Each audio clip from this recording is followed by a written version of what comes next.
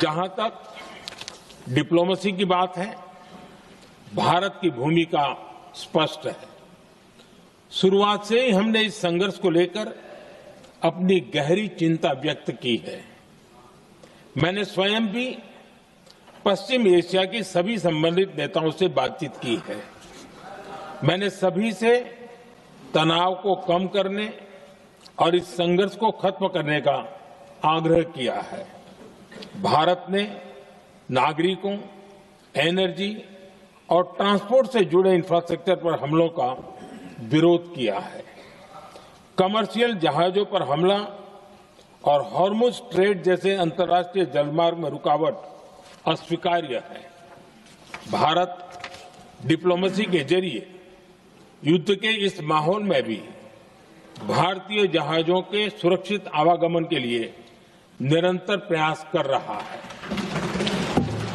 अध्यक्ष महोदय, भारत हमेशा से ही मानवता के हित में और शांति के पक्ष में अपनी आवाज उठाता रहा है। मैं फिर कहूंगा कि बातचीत और कूटनीति ही इस समस्या का समाधान है। हमारे हर प्रयास तनाव को कम करने, इस संघर्ष को समाप्त करने के लिए है। इस युद्ध में किसी के भी जीवन पर संकट मानवता के हित में नहीं है।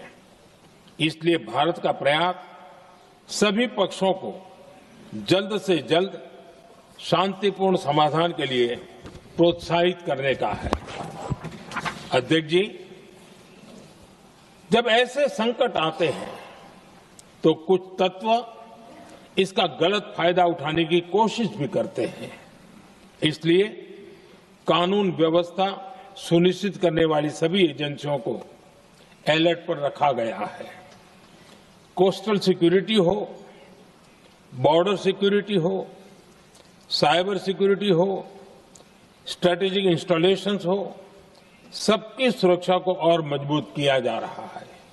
अध्यक्ष जी, इस युद्ध के कारण दुनिया में जो कठिन हालात बने हैं, उनका प्रभाव लंबे समय तक बने रहने की आशंका है। इसलिए हमें तैयार रहना होगा, हमें एकजुट रहना होगा।